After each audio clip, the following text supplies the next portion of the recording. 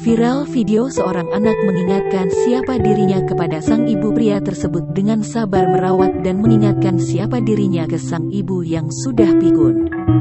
Momen mengharukan ini dibagikan oleh akun TikTok anak bapak itu yang bernama @ether.sai.dux.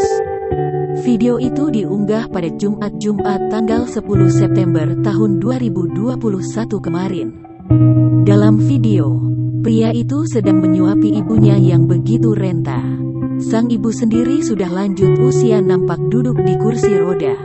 Sang cucu mengatakan, ia begitu terharu melihat sikap ayahnya dalam memperlakukan sang nenek. Ayahnya tampak mengurus neneknya dengan begitu telaten dan penuh kasih. Hal ini terlihat saat ayahnya kerap menyisiri rambut sang nenek.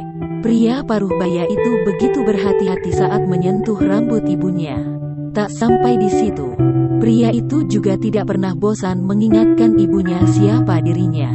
Hal ini dilakukannya setiap hari dengan harapan sang ibu bisa mengingat kembali. Pria itu juga terlihat beberapa kali membisikkan sesuatu di telinga ibunya. Aksinya itu membuat sang ibu yang sudah renta tersenyum manis.